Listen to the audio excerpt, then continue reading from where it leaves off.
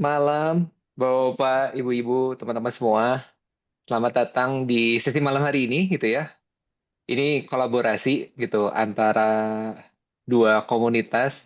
Yang satu barengan Coach Budi gitu di AI and Leadership Group dan yang satu lagi adalah di Learning Design Club. Nih, malam hari ini kita mau diskusi yang spesial banget menurut saya gitu ya. Kalau selama ini kita banyak diskusi ngelihat gimana pakai AI, tapi justru hari ini kita mundur satu langkah yang lebih fundamental gitu. Gimana nyiapin orang gitu sehingga bisa pakai AI benar-benar lebih optimal lagi gitu. Dan ini justru sesuatu yang sebenarnya mungkin perlu kita pikirin jauh-jauh sebelum kita pakai AI. Jadi welcome aboard teman-teman semua. Terima kasih malam hari ini udah ngeluangin waktu untuk diskusi malam ini. Kenalkan, nama saya Yana. Seperti di layar, nama lengkap saya Triana.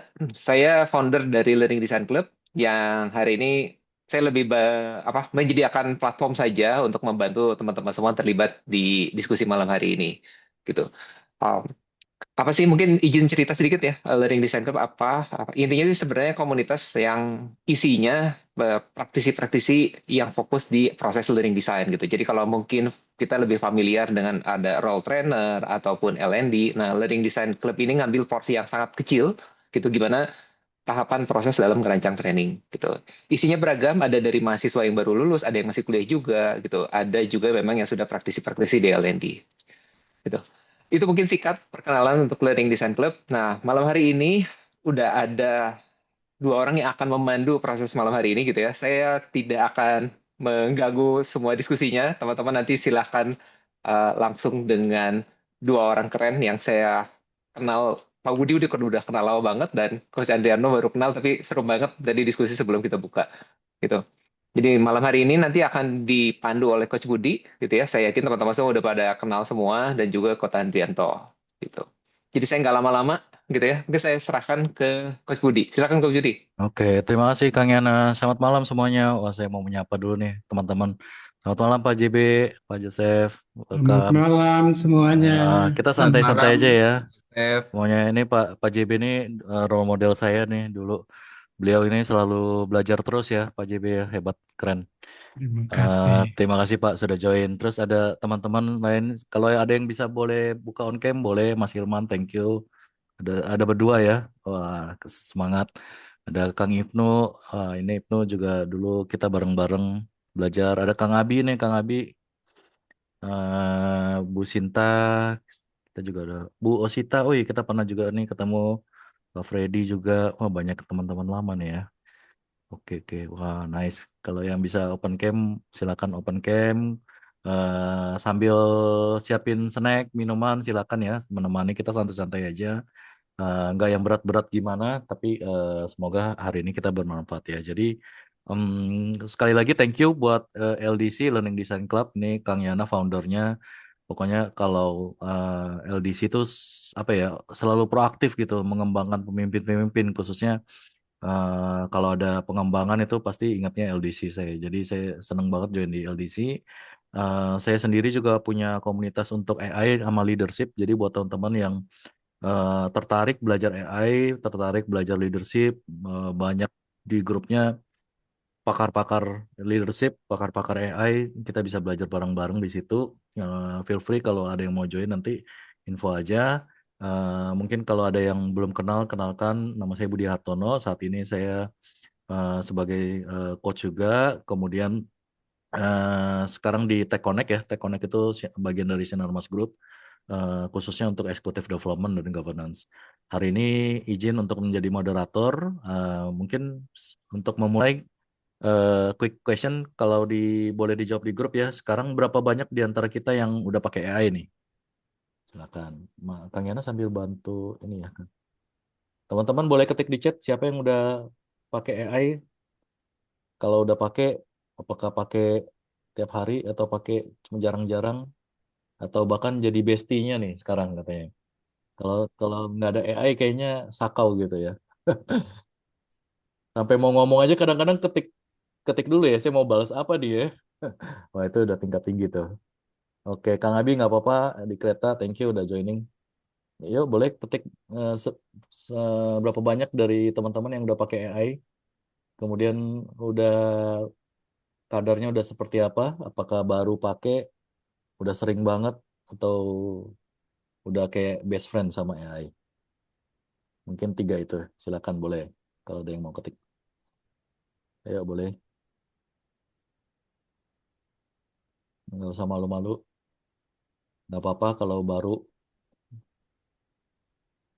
Seberapa sering pakai AI? Udah pakai AI? Wah, ada Coach Steven juga. Thank you for joining. Biasanya dipakai AI untuk apa nih? Sekarang sekalian deh, boleh. Udah berapa sering pakai AI dan biasanya pakai untuk apa? Boleh dong ketik di chat. Wah, Pak Hirman buat bantu desain. Wah, itu kebantu banget ya. Kalau udah coba cloud design itu, wah, itu keren banget. Kita tinggal prompt langsung jadi. Terus siapa lagi ayo? Wah, Coach Steven buat bantu analisa data ya. Jadi kita tinggal masukin data-data kita, terus nanti kita minta prompt gitu ya, insights-nya, terus langsung bisa keluar juga. Itu AI ngebantu banget di situ ya. Ada lagi mungkin teman-teman, silakan. 1 2 lagi. Biasanya pakai AI buat apa nih? Wah, wajib pakai. Wah, daily basis, bantu simplify workflow dan automation, rapin visual deck. Bener banget. Wah, itu kalau kalau coba zaman dahulu ya, kalau kita mau bikin workflow tuh automation susah banget. Sekarang gampang banget. Kalau ada yang udah advance belajar AI-nya, itu ada namanya agentic AI. Jadi kita tinggal suruh agentnya bekerja. Itu seolah-olah benar-benar kita punya tim yang bekerja 24 jam tuh untuk kita tuh. Nah, itu bisa disuruh marketing lah, ada yang bisa disuruh untuk cari lead dan kawan-kawan itu kalau yang udah advance belajar agentic AI ya. Wah, keren, keren. Udah banyak yang pakai ya. Oke. Nah, tapi hari ini kita nggak berbicara semata-mata untuk pemakaian AI-nya, tapi bagaimana pertanyaan kita adalah saat ini, yang malam ini yang kita mau diskusikan adalah gimana kita sebagai pemimpin itu memastikan kita sendiri dan tim kita itu siap gitu ya. Jadi adaptif, mampu berkolaborasi secara harmoni dengan teknologi ini. Karena AI-nya itu udah nggak bisa dipungkirin itu pasti ada gitu ya. Tapi bagaimana kita bisa antara AI sama human ini bisa bekerja sama. Nah, hari ini kita akan mengupas topik dengan judul, kalau di flyer tuh kelihatannya kayaknya, wih, keren banget ya. Lead effectively in an AI integrated workplace, preparing people for human AI collaboration. Jadi human sama AI-nya nih bisa kolaborasinya itu seperti apa. Nah, ini kita hari ini udah beruntung banget, kita kedatangan seorang pakar yang luar biasa. Mungkin saya sedikit introduce dulu sedikit. Beliau namanya Pak Andrianto Kastin ya, kalau teman-teman ada yang familiar. Beliau adalah seorang master trainer, executive coach gitu ya, kemudian corporate solution dari Dale Carnegie. Nah, kalau teman-teman kalau yang tahu Dale Carnegie itu salah satu kiblat leadership ya di dunia, itu wah, udah terkenal banget lah. Beliau udah 21 tahun lebih di dunia pendidikan. Kemudian beliau juga lulusan teknik industri ya dari Universitas Katolik Parahyangan. Aslinya orang Bandung ya. Nanti yang teman-teman dari Bandung bisa menyapa juga beliau. Sebelum saya serahkan kepada beliau, kita sapa dulu. Selamat malam Coach Andrianto.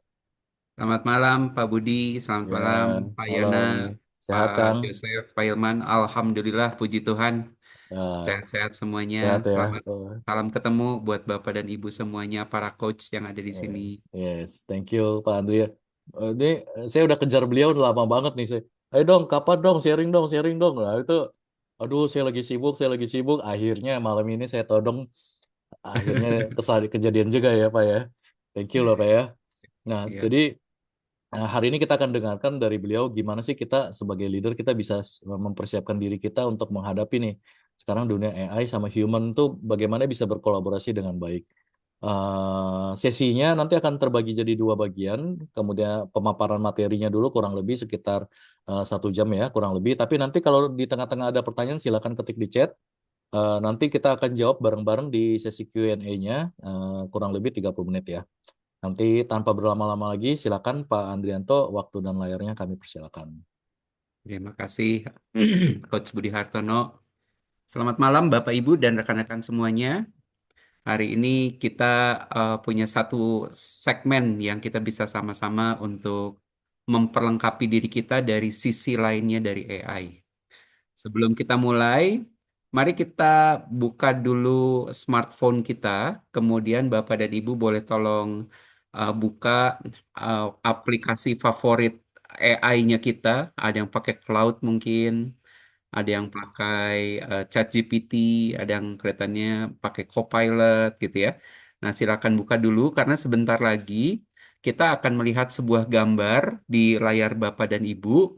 Nah, kalau ada di antara Bapak dan Ibu yang sudah tahu gambarnya, boleh langsung jawab di chat. Tapi kalau kita yang belum tahu gambar ini apa, itu silakan kita gunakan aplikasi AI favorit kita untuk mengidentifikasi gambar apakah ini. Ya, kalau Bapak dan Ibu sudah siap dengan aplikasi AI dan kameranya sudah dibuka, boleh tolong kasih reaction tanda jempol di kita punya Zoom. Nah, kita tunggu dulu sampai jempol-jempolnya muncul. Wah, terima kasih Pak Freddy. Terima kasih Pak Daniel Yoga. Yang lain kalau sudah ready silakan. Wah, semakin banyak. Oke ya. Karena sudah banyak, mari kita share gambarnya. Gambarnya adalah ini. Ada yang tahu gambar ini adalah gambar apa? Kalau Bapak dan Ibu nggak tahu, silakan kita gunakan AI application kita, lalu kemudian mencari apakah ini, lukisan apakah ini. Kalau yang sudah tahu langsung chat ya Bapak Ibu ya. Yang sudah tahu langsung chat saja.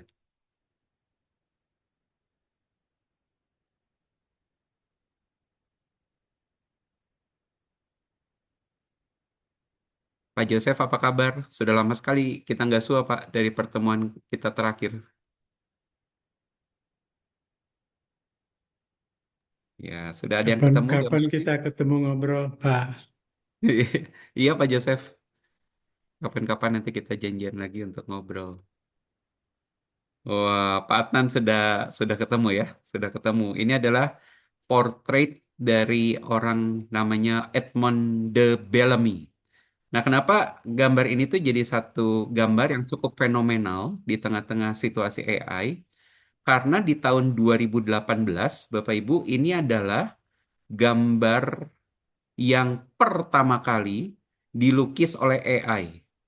Jadi yang Bapak dan Ibu lihat gambarnya ada rumusnya di sebelah kanan ini, itu adalah algoritma yang digunakan untuk melukis gambar ini. Jadi gambar ini sempat membuat heboh karena akhirnya ada satu mesin, satu algoritma yang dia itu bisa membuat lukisan seperti ini. Nah, tanpa diberitahu kepada orang-orang, gambar ini tuh dilelang, Bapak Ibu. Terus kemudian ketika dilelang, ternyata lukisan ini laku dengan harga 432.000 US dollar. Jadi salah satu lukisan yang dibuat oleh AI tanpa orang tahu bahwa ini dilukis oleh AI, dan itu menjadi salah satu tonggak di mana orang mulai melihat bahwa kehidupan kita ke depannya itu akan siap-siap pekerjaan sekompleks apapun itu bisa digantikan oleh AI. Nah, Bapak Ibu dan rekan-rekan semuanya, intervensi-intervensi seperti ini kalau kita lihat itu memang menjadi salah satu hal yang sekarang ini mulai menjadi isu gitu ya. Karena pada kenyataannya ada banyak orang yang hidupnya itu merasa terbantu dengan AI. Di sisi yang lain, ternyata ketika orang menggunakan AI dan mulai berkolaborasi dengan AI, itu menjadi tantangan tersendiri dalam culture di dalam tim kerja. Makanya kami hari ini ingin share temuan yang didapatkan oleh Dale Carnegie melalui Research Global Leadership Survey-nya tentang mempersiapkan orang-orang di organisasi dalam berkolaborasi human AI. Karena kan nanti mungkin kalau Bapak Ibu rasakan gitu ya, kita dari tim yang berbeda-beda, punya peran yang berbeda-beda, orang yang satu bekerja dengan AI-nya, orang kedua bekerja dengan AI-nya, orang ketiga bekerja dengan AI-nya. Begitu nanti mereka digabungkan, itu mereka bawa AI mazhabnya masing-masing gitu. Diminta berkolaborasi, akhirnya AI saya bilang, dan itu ternyata bukan sesuatu yang ternyata mudah. Nama saya tadi sudah diperkenalkan oleh Coach Budi Andrianto Kastin. Sekarang ini saya memiliki sertifikasi eksekutif coach, master trainer, dan juga certified trainer untuk ke-6 kompetensi yang ada di Dale Carnegie.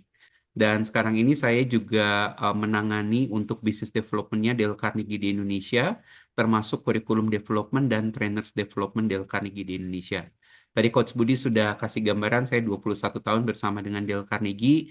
Jadi hari ini saya mohon izin ke Kang Yana sebagai pemilik ruangan dan pemilik komunitas, dan juga Pak Budi dan Bapak Ibu semuanya untuk sharing beberapa hal tentang yang menjadi temuan kami tentang berkolaborasi AI dan human.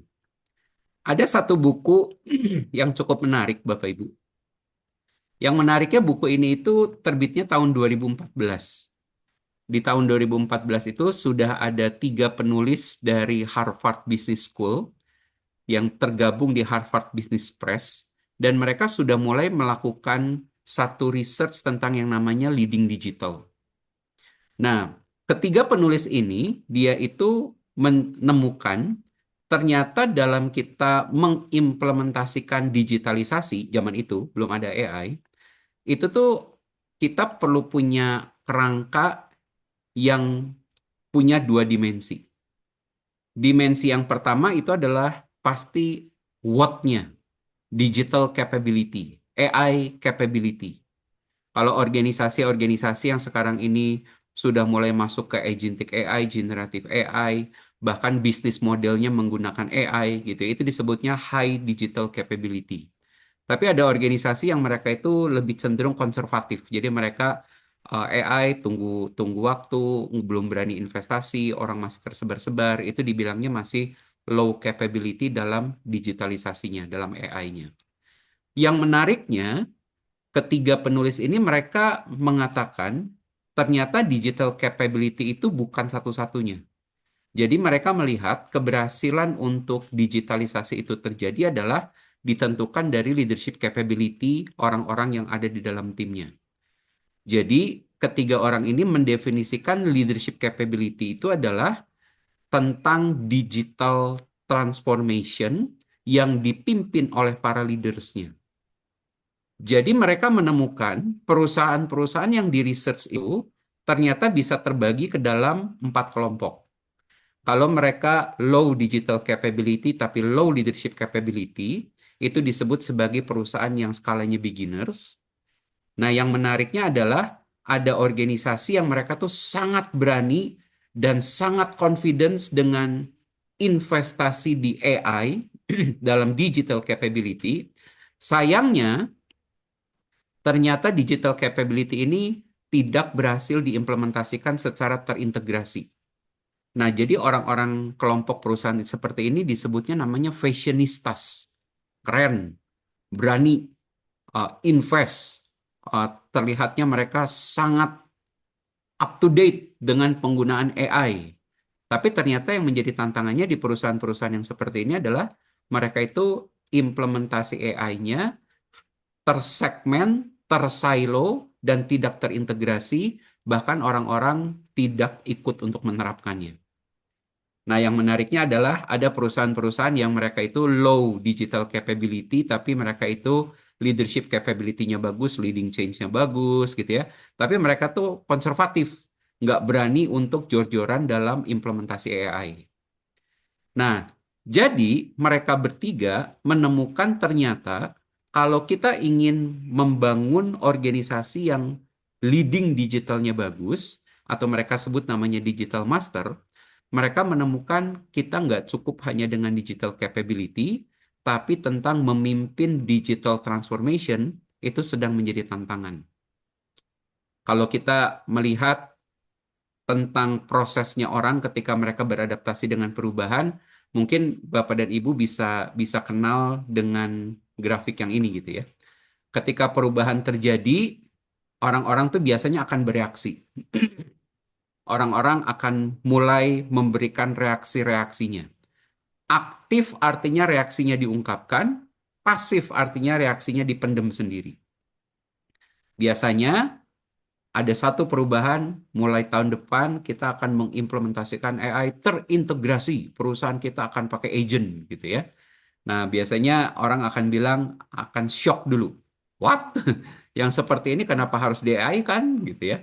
Atau bahkan ada orang-orang yang shocknya itu shock karena mereka itu merasa I think this is something interesting.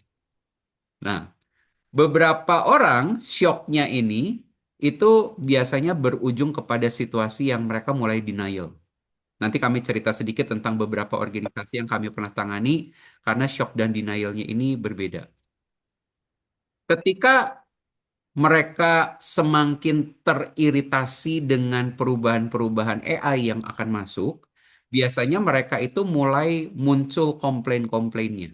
Disebutnya anger. Menurut saya nggak bisa kalau performance review itu menggunakan AI. Kita tetap perlu harus pakai pendekatan human. Misalnya orang bilang gitu ya. Atau misalnya orang bilang gini, menurut saya kalau kita menggunakan sistem ini di AI, kita akan privacy concern. Cyber security-nya belum segitunya. Kalau menurut saya kita terlalu dini, orang mulai anger begitu. Menurut saya kalau kita nanti menggunakan AI itu akan sangat reluctant karena kita kebanyakan orang-orang senior yang kita itu nggak punya capability dalam digital. Nah, ini salah satu contoh kasus Bapak Ibu. Pada saat kami menangani salah satu klien kami, itu ada klien kami yang CEO-nya mengatakan strategic intent kita adalah menggunakan AI di setiap lini organisasi dan pekerjaan. Nah, lalu kemudian inisiatif AI-nya itu mereka mulai dengan memberikan AI knowledge fundamental untuk para director level dan CEO dan C levelnya dan VP levelnya. Yang terjadi adalah ternyata ditemukan tingkat gaptek terbesar itu ternyata ada di senior management level, Bapak Ibu.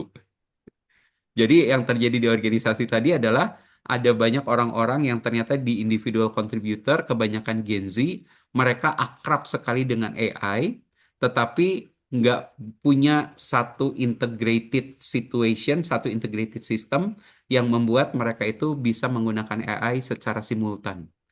Nah, jadi ternyata bukan cuma sekedar orang di bawah, tapi orang di atas itu bisa jadi punya situasi yang seperti ini. Rasa anger ini karena implementasi akan jalan terus itu biasanya akan berubah jadi orang mulai nawar-nawar. Jangan sekarang lah Pak, kalau bisa kita transisinya itu bertahap Pak gitu ya. Itu pada saat itu mereka bargaining. Nah ketika mereka bargain tapi mereka merasa nggak didengarkan, bisa jadi orang-orang itu akan masuk dalam satu fase yang namanya dejection. Jadi kalau di Dale Carnegie, dejection itu bukan berarti mereka itu apa ya namanya ya, mereka tuh bukan menolak gitu ya. Karena fase penolakan tuh pada saat mereka anger dan bargaining. Tapi dejection itu adalah fase di mana orang-orang ini mulai apatis dan mulai berkata, ya terserahlah mau ada implementasi AI nggak apa-apa, saya akan tetap menggunakan cara yang saya biasa lakukan. Dan ini bukan hanya terjadi di orang-orang yang relatif senior, tapi juga ternyata terjadi di orang-orang yang merasa saya sudah punya AI yang selama ini saya akrab gunakan, perusahaan menggunakan satu AI ini menurut saya ini nggak relevan dan saya akan menggunakan AI yang saya pakai selama ini gitu. Nah itu ada orang-orang yang seperti itu. Nah memang sampai akhirnya ada satu saat di mana mereka itu mulai letting go, mulai merasa perlu beradaptasi, akhirnya mereka mulai explore dan acceptance. Jadi, yang dimaksud dengan digital transformation di dalam leading digital ini adalah bukan melihat dari sisi AI yang dipakai, tetapi mendampingi orang-orang di organisasi sehingga ketika ada satu implementasi AI, ada satu agentic AI mulai diimplementasikan, ada satu inisiatif AI digaungkan oleh senior management level, maka kita perlu menyadari dan siap akan ada orang-orang di organisasi kita yang ada di fase-fase ini, Bapak Ibu. Nah, jadi Dale Carnegie menemukan ternyata implementasi dari AI ini bukan hanya dari sisi kita menguasai AI, tetapi memimpin transformasi AI itu ternyata salah satu yang menjadi tantangannya. Jadi hari ini kita akan melihat satu research dari Dale Carnegie. Research ini kurang lebih kami lakukan di sekitar tahun 2022 sampai dengan tahun 2025 ini secara online kepada 6.000 responden dilakukan di 17 negara. Menariknya adalah dari 17 negara ini itu ada kurang lebih 6 negara ASEAN. Jadi ada Indonesia, ada Malaysia, ada Filipina, Singapura, Thailand, dan Vietnam. Jadi nanti Bapak dan Ibu kita akan membandingkan data-data, bukan hanya data global, tapi kita akan lihat juga data ASEAN, dan bahkan kami berhasil men-slice data Indonesia. Dilakukan kepada full-time employees, cross-industry, dan company size. 35%-nya level director, 25%-nya level managers, 40%-nya itu adalah level individual contributors. Nah, kita akan lihat bersama-sama ya. Nah, kita mulai dulu dari satu temuan yang cukup menarik. Ada 7 dari 10 orang yang mengatakan, saya akan merasa lebih positif tentang implementasi AI yang digunakan secara organisasi kalau ada 3 faktor ini. Yang pertama itu adalah transparansi. Maksudnya, orang-orang dalam organisasi akan lebih cenderung rendah denial atau anger dan bargaining-nya kalau mereka itu jelas apa decision criteria yang digunakan oleh AI. Nanti kita lihat secara lebih detailnya ya, Bapak Ibu ya. Yang kedua, orang-orang ini mengatakan saya akan lebih positif dengan adanya AI di organisasi kalau saya trust dengan organisasi saya dan saya trust dengan senior leader di organisasi saya. Jadi ternyata faktor yang keduanya adalah trust. Nah, faktor yang ketiganya adalah 7 dari 10 orang ini mengatakan saya akan lebih positif dengan implementasi AI di organisasi itu kalau transitionnya saya didampingi. Nah, jadi menarik Bapak Ibu.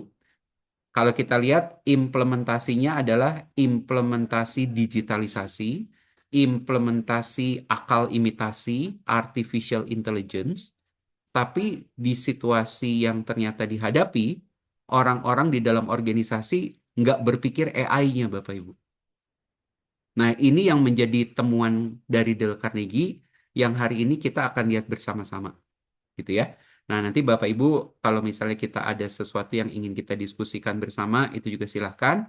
Tetapi nanti sambil membahasnya, kami akan berikan setiap kali kita sudah bahas satu kotak, kita nanti akan buka dulu ruang berpendapat untuk Bapak Ibu, supaya kita bisa membuatnya ini jadi lebih interaksi. Bapak Ibu adalah profesional yang punya banyak sekali pengalaman. Kami melihat dari sisi research-nya, Bapak Ibu silahkan tambahkan dari sisi praktikalnya. Ya. Nah, sekarang mari kita lihat yang pertama, Bapak Ibu ya. Kita akan melihat yang pertama itu adalah dari sisi transparansi. Kami bertanya kepada responden kami, apakah Anda akan percaya dan menerima kalau penilaian kinerja Anda itu dilakukan oleh AI? Nah, jadi nanti kalau Bapak Ibu lihat ikon ini adalah jawaban global. Kalau yang ini adalah jawaban ASEAN, yang ini adalah jawabannya orang-orang di Indonesia, ya. Nah, ternyata research kami menunjukkan begini Bapak Ibu. 65% orang mengatakan saya akan menerima dan percaya hasil performance appraisal saya dilakukan oleh AI, asal saya punya kejelasan dia pengambilan keputusannya seperti apa. Ini yang warnanya biru adalah kriterianya transparan. Kalau kriterianya tidak terlalu dikenali, itu hanya 39% secara global orang akan bilang, saya bersedia untuk performance saya dinilai oleh AI. Kita pindah ke data ASEAN. Data ASEAN-nya menunjukkan begini Bapak Ibu. 76% orang ASEAN mengatakan, saya akan percaya dan menerima penilaian kinerja saya dilakukan oleh AI kalau kriterianya transparan. Tapi kalau kriterianya saya belum ada kejelasan, yang bersedia hanya 43% Bapak Ibu. Nah, yang menarik data Indonesia Bapak Ibu, hasilnya nggak jauh beda dengan data ASEAN. Jadi mungkin yang tadi sempat disampaikan oleh Coach Budi gitu ya. Coach Budi bertanya di Indonesia mungkin relatif kayak masih belum terlalu bagaimana, tapi ternyata hype-nya lumayan Bapak Ibu. 74% orang mengatakan saya akan percaya dan menerima kalau penilaian kinerja saya itu dilakukan oleh AI asal kriterianya transparan. Tapi kalau saya belum jelas tentang kriterianya, itu hanya 43% yang oke-oke aja kalau penilaian kinerjanya dilakukan oleh AI. Nah, jadi Bapak Ibu, kalau kita lihat dari 3 data ini gitu ya, mayoritas orang baik di global dan ASEAN dan juga di Indonesia, itu sebetulnya oke kalau penilaian kinerja yang dilakukan oleh AI selama kriterianya dikomunikasikan, selama kriterianya itu disampaikan, orang ada kejelasan, orang tahu prosesnya bagaimana gitu ya. Tapi begitu kriterianya tidak dikenali secara jelas, maka tingkat penerimaan mereka, Bapak Ibu, rata-rata turun hampir setengahnya. Nah, jadi kalau kita lihat, ini spot pertama kita bisa melihat ternyata implementasi AI, Bapak Ibu, memang akan lebih diterima kalau sebagai leaders kita bisa menciptakan transparansi. Tadi itu salah satu case tadi adalah kalau kita bicara tentang AI dalam performance appraisal atau penilaian kinerja. Ya. Nah, sekarang kita masuk ke checkpoint pertama dulu. Bapak Ibu, kita buka satu open discussion di mana Bapak Ibu bisa saling sharing dari pengalaman kita. Mungkin ada 2 orang yang bisa share. Kalau menurut Bapak Ibu, kita ada 2 pertanyaan ya. Pertanyaan yang pertama adalah, apa yang biasanya membuat orang merasa kriteria itu tidak transparan? Pertanyaan yang keduanya adalah, dengan cara apa kita sebagai leaders bisa menciptakan transparansinya kepada orang-orang tadi gitu ya. Oke, sekarang kita chat boleh, tapi kalau Bapak Ibu, karena ini forum bebas, jadi kalau Bapak Ibu dan rekan-rekan ingin menyalakan mikrofon, lalu kemudian ingin diskusi dan menyampaikan pemikirannya langsung, dengan senang hati karena itu akan lebih live untuk kitanya ya. Oke, silakan Bapak Ibu, kita ke checkpoint pertama. Jadi temuan pertama kami adalah orang akan lebih merasa positif dengan adanya penerapan AI di organisasi kalau ada transparansi terhadap decision making yang dilakukan oleh AI. Nah, kita sharing dulu ya, Bapak Ibu ya. Apa yang membuat orang merasa tidak transparan? Dan yang kedua, cara apa yang bisa kita lakukan untuk menciptakan transparansi dalam perspektif sebagai leaders. Silakan Bapak Ibu, kami tunggu. Ayo silakan Bapak Ibu yang mau bertanya, boleh. Boleh uh, resen atau boleh ya, yang boleh mau. contribute dengan ini ya, dengan diskusi kita Yes. hari ini. Karena justru diskusinya yang bermanfaat ya Pak ya. Ya, betul, betul. Tuh. Ayo silakan. Silakan, Nggak usah silakan. malu-malu. Tidak ada jawaban benar, tidak ada jawaban salah. Betul, Pak. Kami ingin mendengarkan pengalaman Bapak Ibu yang selama ini banyak terlibat di organisasi. Ayo Pak silakan. Joseph Batona Kasih. sepertinya Pak sudah Joseph, sudah ya silakan Pak. sudah open mic. Silakan, Pak. Eh, ini kalau saya bandingkan datanya global dengan data Indonesia dengan Asia, itu bahkan Indonesia dan Asia itu mereka masih oke kalau Ya, transparansinya rendah, mereka masih bisa menerima itu dibandingkan dengan global. ya, Apakah kenyataan ini ada sesuatu yang bisa menjelaskan ini? Karena selama ini kan kita pikir mereka yang di Barat itu bahkan bahkan sebaliknya ya. terjadi. Yes. Terima kasih Pak Joseph Batona. Kalau Pak Joseph Batona kelihatannya bertanya ya Pak ya. Jadi Iya, nanya. bertanya apakah apa yang kelihatannya membuat di Indonesia ini seperti data-datanya mereka lebih lebih tinggi hype-nya gitu ya. Kalau secara research-nya, Bapak Ibu, kami tidak melakukan research secara alasan di belakangnya, tapi kami memang hanya melakukan uji ketika orang itu dihadapkan dengan satu situasi implementasi AI dalam performance appraisal yang berkaitan dengan diri sendiri, seberapa mereka akan menerimanya. Nah, kalau dari sisi beberapa research yang sekarang ini kami lakukan di luar research kami, itu memang ketika terjadi perubahan yang sifatnya itu seperti akan membantu mereka, orang itu ternyata hype-nya akan viral dulu. Nah, setelah mereka viral, lalu kemudian yang terjadi adalah orang mulai menyadari ada bahaya di balik itu gitu. Nah, kami melihat kenapa kalau kita lihat kan data ASEAN dan data Indonesia tinggi, berarti yang menarik data global turun ke 65 adalah justru data di luar ASEAN, Bapak Ibu. Nah, kalau kita perhatikan data di luar ASEAN itu sebetulnya orang-orang yang sudah mulai melihat adanya sisi berbahaya dari AI. Nah, jadi kalau salah satu penjelasan yang kita lihat secara tren dan mungkin akan jadi logis buat kita adalah jangan-jangan ini seperti menunjukkan bahwa kalau di ASEAN dan di Indonesia orang sedang dalam tahap mereka explore, mereka merasakan manfaatnya, tetapi mereka sendiri masih belum menyadari tentang dampak secara personal atau dampak secara negatifnya dari implementasi-implementasi tadi. Kurang lebih kalau menanggapi pertanyaannya Pak Joseph begitu, kami nggak punya datanya, tapi kalau kita lihat dari situasi yang sekarang ini sedang terjadi, itu yang kita bisa pahami situasinya. Kira-kira Pak Joseph seperti itu, Ya, apakah bisa makasih Pak. menjawab pertanyaan Bapak ya Pak ya? Terima kasih. Oke. Dari yang lain Bapak Ibu, apakah ada yang mau berkontribusi? Apa yang biasanya membuat orang merasa kriterianya tidak transparan? Dan dengan cara apa kita bisa membuat supaya transparansi itu muncul di dalam orang-orang yang menjadi dalam tanda petik korban penggunaan AI di organisasi. Kita tunggu sebentar ya, siapa tahu ada yang ingin berkontribusi dengan diskusi kita dengan senang hati ya Bapak Ibu ya. Yuk silakan Bapak Ibu, boleh. Mungkin sambil menunggu, kalau dari saya mungkin Silakan Pak Budi. trust terhadap leadernya juga penting kali ya Pak ya. Maksudnya Maksudnya gimana nih eh Pak Budi?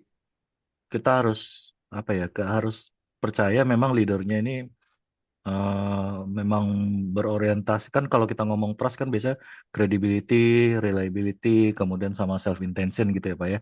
Ya, Jadi ya. semakin kita trust dengan leadernya, mungkin hasilnya bisa lebih baik ya, karena kan biasa kita melihat siapa top leader kita gitu-gitu sih. Mungkin ya Pak ya. Betul. Ya, Saya ya. coba. Yes, terima kasih Pak Budi. Jadi kalau Pak Budi menyorotinya transparansi itu seperti kayak berkaitan dengan trust level gitu ya Pak ya. Orang kalau misalnya mereka itu disampaikan informasi-informasinya tidak ada yang ditutupi, itu kan kayak meningkatkan trust level mereka, jadi engagement mereka dengan perubahan AI atau inisiatif AI di organisasi itu akan semakin tinggi gitu ya. Thank you Pak Budi, terima kasih, terima kasih. Sambil menunggu yang lain Bapak Ibu, kita masuk ke faktor yang kedua yang tadi sudah mulai disinggung oleh Pak Budi ya. Jadi faktor yang pertama yang ternyata membuat orang lebih positif dengan AI adalah transparansi yang ditunjukkan oleh pihak organisasi. Nah, sekarang yang kedua Bapak Ibu, itu ternyata faktornya adalah dari sisi trust. Jadi trust yang dimaksudkan adalah seberapa percaya orang terhadap pimpinan organisasi yang dianggap sebagai orang yang menelorkan atau menginisiasi implementasi AI. Kita lihat beberapa research-nya Dale Carnegie. Kami membandingkan jawaban antara 3 level orang dari para responden kami. Yang pertama di senior management level, yang kedua di middle management, dan yang ketiga itu di individual contributor. Kita mulai dulu dari data global, Bapak Ibu. Di data global,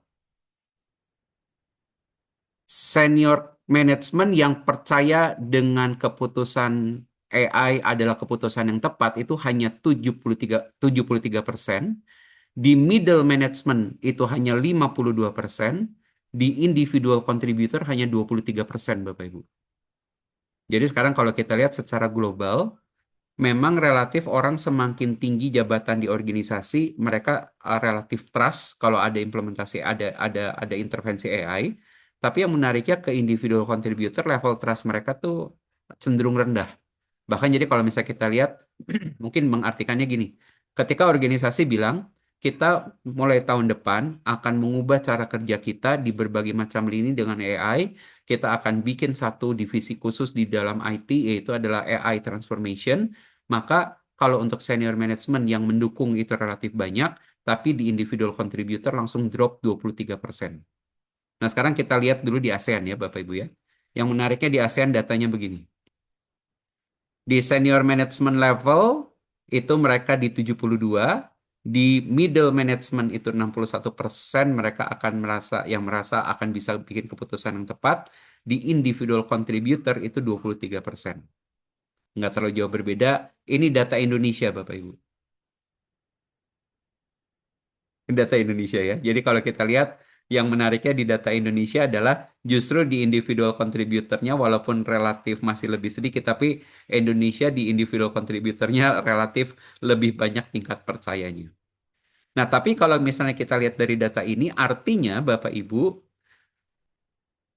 orang-orang yang ada di individual contributor punya gap trust terhadap management level bahwa mereka bisa membuat keputusan yang tepat dalam intervensi AI. Jadi sekarang ini mengartikan kalau Bapak Ibu punya satu intervensi AI, kita sebagai pimpinan level C mungkin merasa senior management kita, oh senior management saya mendukung kok gitu. Tapi kalau kita lihat lagi ke middle management, senior management akan melihat, oh middle management saya mendukung kok gitu ya. Tapi begitu dari middle management mulai melihat ke individual contributor, mana mendukung, saya ngadepin masalahnya kata mereka gitu. Itu yang terjadi seperti itu. Nah sekarang kita lihat case study-nya ya Bapak Ibu ya. Kami bertanya, apakah Anda mau melamar untuk bekerja di perusahaan yang menggunakan AI untuk memonitor hasil pekerjaan Anda? Nah, Bapak Ibu, ini antara senior management dan individual contributor saja. Ini adalah data global, 71 berbanding 32. Yang ini adalah data ASEAN, 80 berbanding 67. Yang ini adalah data Indonesia, Bapak Ibu. Jadi ternyata kalau kita lihat orang Indonesia dan orang ASEAN, balik yang tadi ditanyakan oleh Pak Joseph Bataona, individual contributornya relatif mereka sedang dalam hype-nya AI gitu ya. Wah mau katanya gitu. Tapi data global Bapak Ibu itu sudah menunjukkan bahwa saya jaga jarak dulu. Kalau ternyata kerjaan saya dimonitornya sama AI, bukan sama atasan langsung katanya. Kita tes lagi yang lain ya Bapak Ibu ya. Ini case-nya adalah, apakah Anda mau melamar di perusahaan yang menggunakan AI untuk mengukur kinerja dan menentukan reward yang nanti diterima katanya. Ternyata hasilnya gini Bapak Ibu. Ini adalah data global, yang ini adalah data ASEAN, yang ini adalah data Indonesia. Relatif individual contributor lebih rendah, tapi ternyata kalau kita lihat di Indonesia dan ASEAN, hype-nya masih relatif tinggi, tapi orang-orang di luar Indonesia dan ASEAN, mereka menarik datanya untuk lebih menjaga jaraknya. Nah, kita nggak tahu nih ya, maksudnya di Indonesia akan sampai seberapa lama hype ini bertahan, tetapi kalau kita lihat memang di datanya orang di luar Indonesia dan ASEAN sekarang ini mereka rendah, bisa jadi kemungkinan ke depannya tantangan untuk mengimplementasikan AI adalah mendapatkan influence dan trust dari orang-orang dalam tim. Nah ini satu lagi Bapak Ibu. Apakah Anda mau bekerja di perusahaan yang perusahaan ini mempelajari profil Anda menggunakan AI untuk menghitung kapan Anda akan resign dari perusahaan ini Bapak Ibu? Nah ternyata perbandingannya seperti ini. Ini data global, ini data ASEAN, yang ini adalah data Indonesia Bapak Ibu sekalian. Jadi kalau kita lihat memang sekarang secara trennya orang Indonesia dan ASEAN masih relatif mereka punya trust level yang relatif lebih bagus. Tapi Bapak Ibu sekali lagi yang menarik turun datanya adalah justru data di luar Indonesia dan ASEAN. Nah jadi artinya kalau kita melihat bahwa ternyata orang-orang di luar sana itu sekarang mereka relatif sudah mulai ini ya apa namanya menggunakan AI lalu kemudian mereka mulai merasakan ada beberapa dampak negatifnya gitu ya. Di Indonesia mungkin dan ASEAN masih belum seperti itunya, tapi Bapak dan Ibu ternyata trust level itu akan sangat menentukan apakah orang itu mau untuk mengimplementasikan AI atau mereka menolaknya. Tapi Bapak Ibu yang kita perlu waspada adalah kalau Bapak Ibu adalah orang dalam organisasi yang kita di top level, kita cenderung seperti mendukung. Tapi begitu kita masuk ke level individual contributor, Bapak Ibu ternyata level dukungan mereka itu relatif lebih rendah dibandingkan di level middle atau di level senior. Ya. Nah, sekarang kita masuk ke checkpoint kedua, Bapak Ibu, kita ngobrol lagi, tapi sekarang kita ngobrolnya tentang trust ya, Bapak Ibu ya. Eh, Bapak Ibu boleh tolong share dari pengalaman Bapak Ibu mungkin mendampingi organisasi, dengan cara apa kita membuat orang-orang di organisasi itu punya trust level yang tinggi bahwa keputusan AI itu adalah keputusan yang tepat gitu ya dari pimpinan organisasi. Yuk, kita checkpoint dulu sebentar supaya kita memberikan kesempatan Bapak Ibu untuk bisa saling sharing dari pendapat-pendapatnya dan pengalaman-pengalamannya. Silakan Bapak Ibu. Apa yang biasanya kita lakukan untuk membuat trust kepada organizational leaders itu tinggi dalam penggunaan AI? Kita tunggu sebentar karena siapa tahu ada satu atau dua orang ingin berkontribusi di sesi ini ya Bapak Ibu ya. Kalau Bapak Ibu bertemu dengan Dale Carnegie, kami memang terbiasa untuk mengajak para leaders untuk mereka berkontribusi karena dengan cara itu biasanya kita lebih bisa mendapatkan banyak insight-insight dan pemahaman-pemahaman yang menarik. Pak Andri, tadi yang pertama tadi ada yang berkomentar Pak Ariel Priantono, Ya, bagaimana menciptakan transparansi itu kalau diketahui matriks yang akan digunakan Pak. Jadi misalnya dari awal tuh matriksnya udah clear gitu. Jadi orang mungkin lebih mau percaya gitu ya. Kalau kadang-kadang kan di kita kadang-kadang biasanya udah set goalnya ini ternyata nanti berubah atau apa gitu ya kan biasanya gitu betul. kan. Terus Ya. kadang-kadang matriks penilaiannya nggak clear, lebih banyak subjektivitas misalnya gitu ya Pak ya mungkin. Nah itu tadi ada yang berkomentar seperti itu sih Pak. Mungkin Wah, Bapak menarik ya, silakan menarik. boleh menanggapi Pak, silakan. Makasih Pak Budi, karena saya tadi belum memantau kolom chat, tapi kelihatannya Pak Ariel ini punya pengalaman deh. Ya, Pak Ariel boleh boleh come boleh with open your mic microphone Pak. Ya, boleh open mic Pak. Pak Ariel, salam Boleh share dari pengalamannya Bapak Pak. Silakan Pak Ariel. Ya, ngobrol-ngobrol saja. halo, halo tes tes. Ya, Siap. mantep Eh, Pak. suara saya terdengar ya? Terdengar Pak, Ya, aman silakan. Pak Ariel. Oke, tadi cukup menarik sih. Dari dua hal pembahasan terkait dengan AI ini, yang pertama ada transparansi, kemudian trust. Menurut saya ini jadi satu kesatuan gitu ya.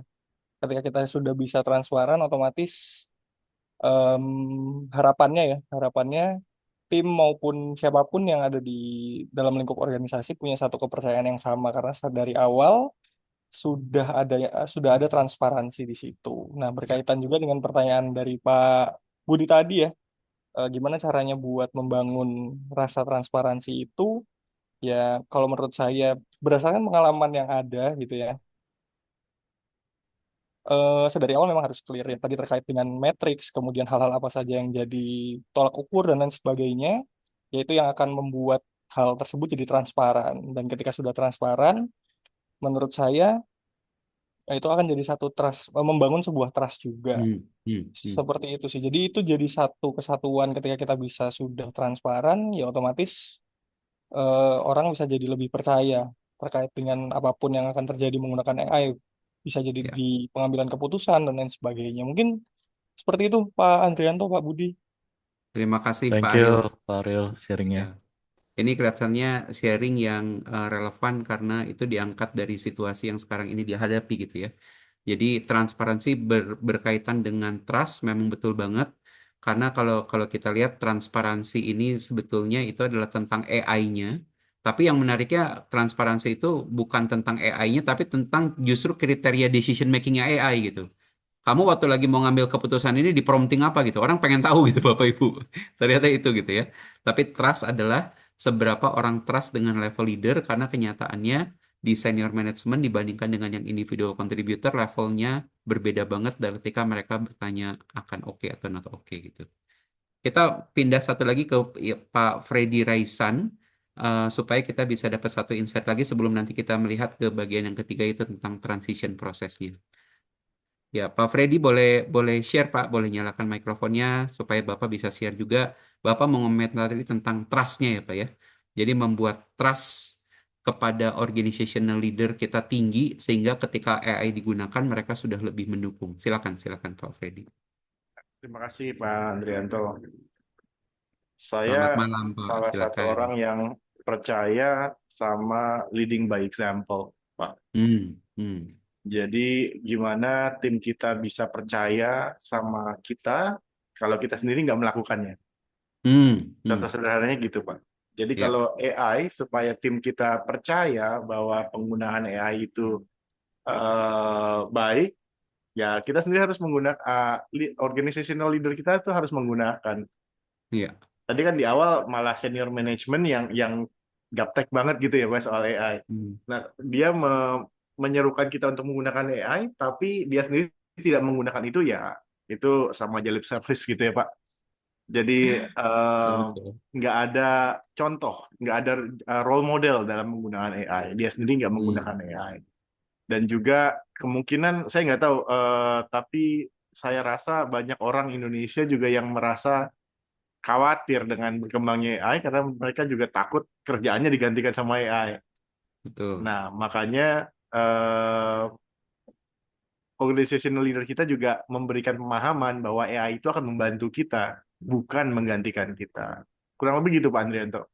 Excellent sharing Pak Freddy. Jadi jadi yang tadi dibilang sama Pak Freddy betul sekali Pak. Jadi kami melihat organisasi yang sedang kami bantu yang tadi itu gitu ya, low senior managementnya aja nggak pakai AI, terus kemudian orang-orangnya diminta pakai AI. Nah yang terjadi akhirnya mereka sudah invest, tim IT-nya sudah dibangun, tapi karena orang-orang nggak melihat penggunaan AI itu dari orang yang ada di level senior management, akhirnya orang akan kembali lagi dengan penggunaan AI untuk dirinya sendiri gitu. Jadi agentic AI itu ya implementasinya relatif uh, kalah saing dengan trust levelnya gitu.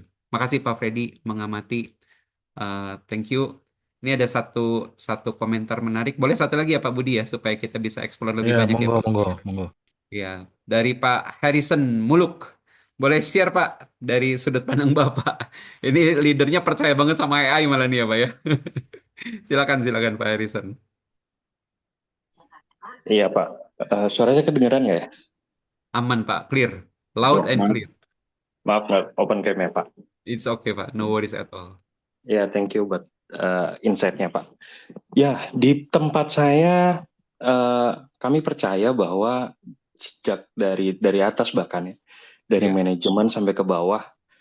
Dan pertama saya mau highlight betul Pak, bahwa di level manajemen generasi yang lebih senior justru kalau kita minta mereka buat contohin dong pakai AI, gimana cara pakai ChatGPT aja mereka bingung gitu ya Pak.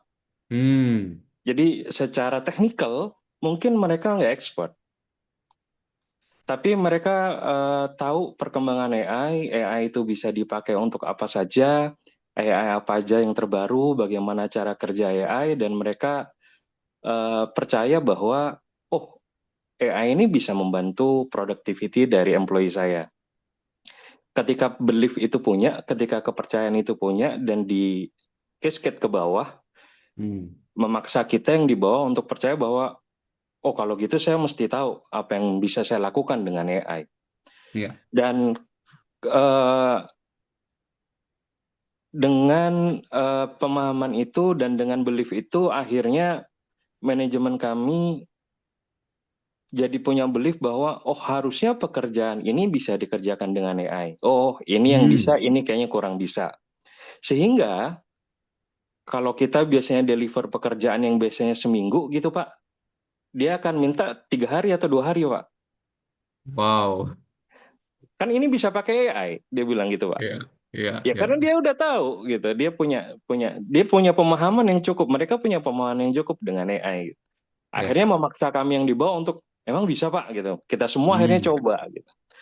Dan dari pemahaman, kalau saya lihat dari manajemen kami ya Pak, ketika mereka tahu AI bisa buat apa dan mereka tahu yang make itu kemampuannya seperti apa, mereka jadi bisa membandingkan ini hasil AI atau bukan AI. Ini udah ngobrol AI atau belum ngobrol sama AI. Nah, akhirnya muncul kalimat seperti tadi Pak, udah ngobrol sama AI belum gitu. Ya, oke. Karena banyak sekali manfaat yang kita bisa ambil dari AI, sehingga mereka berharap bahwa coba deh ngobrol sama AI dulu. Coba deh cara pakai AI dulu gitu. Nanti kita review bareng-bareng. Hasilnya udah bener atau belum, memuaskan atau belum. Gitu. Itu yang membuat akhirnya productivity dan performance, contoh kayak bikin slide lah ya Pak.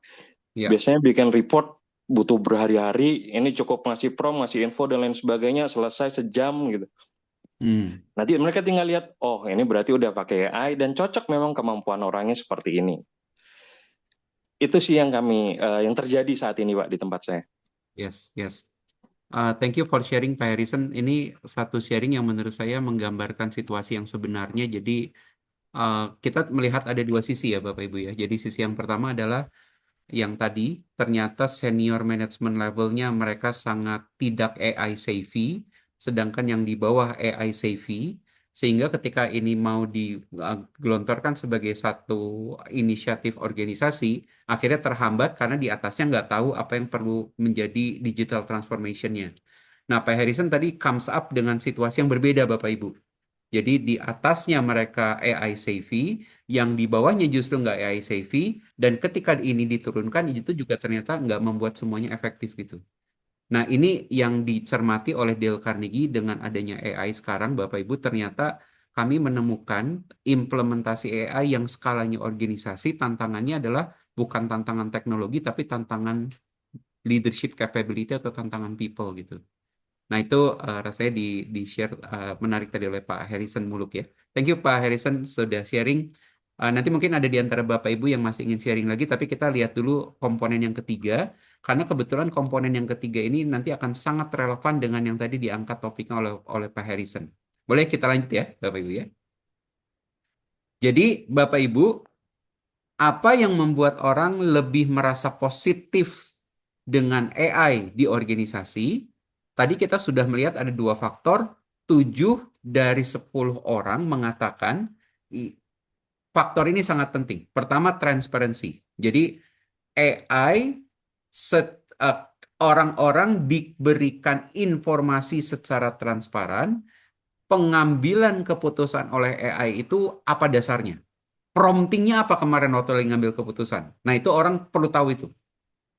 Yang kedua, Bapak Ibu, secara trust level orang kepada decision maker-nya itu harus bagus.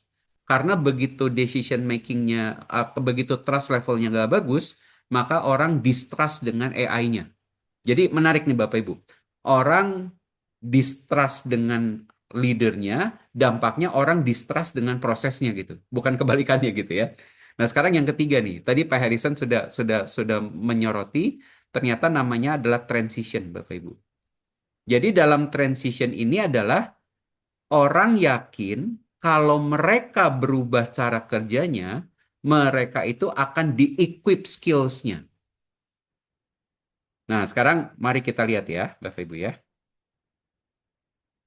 Data ini kami dapatkan dari World Economic Forum tentang Future of Job Survey. Nah, kalau Bapak Ibu lihat di data ini, sebetulnya kita itu punya 4 data, Bapak Ibu. Jadi data yang pertama itu yang warnanya tipis sekali di sini, yang ini. Ini adalah penggunaan mesin, yang tipis di atas ini adalah kontribusi human. Yang ini adalah bidang-bidang pekerjaannya. Tapi 5 tahun dari sekarang, Bapak Ibu, ini adalah kontribusi mesin. Yang warnanya biru lebih kelihatan, ini adalah kontribusi human. Nah, sekarang kita lihat beberapa transisinya ya, Bapak Ibu ya.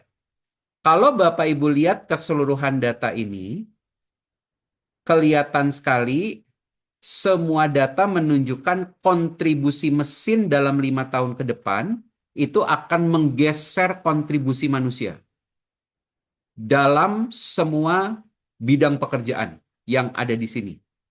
Gitu ya. Itu yang kita perlu amati pertama. Nah, sekarang pengamatan yang kita perlu lakukan yang kedua adalah bagian ininya Bapak Ibu.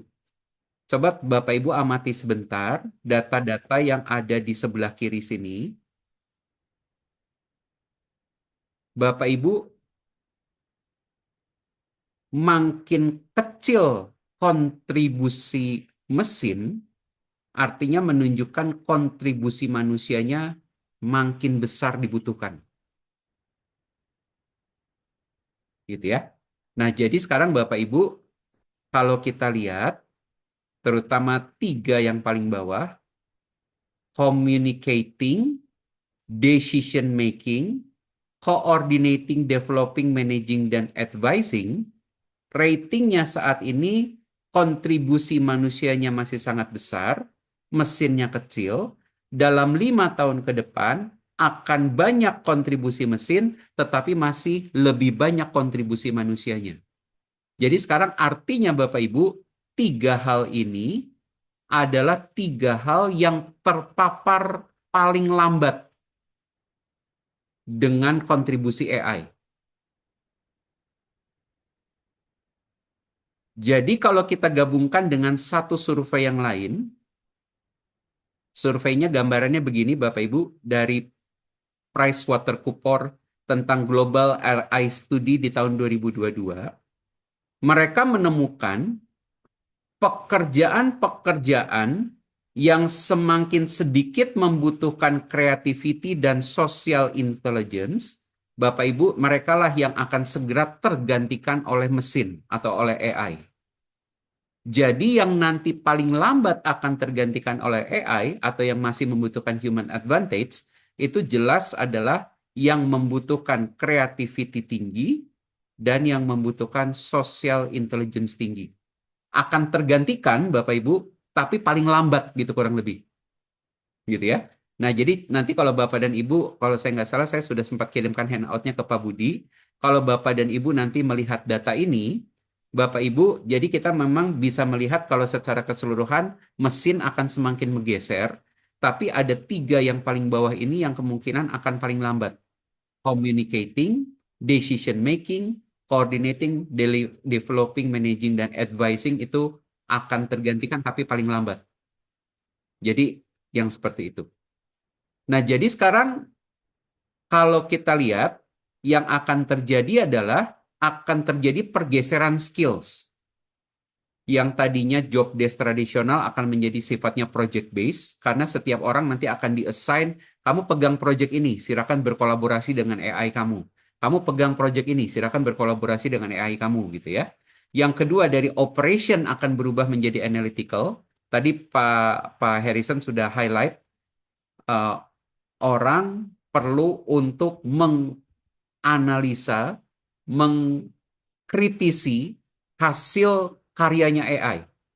Jadi saya minggu lalu baru saja melatih teman-teman trainer yang relatif senior dan kurang bersahabat dengan AI untuk mereka tuh memakai AI.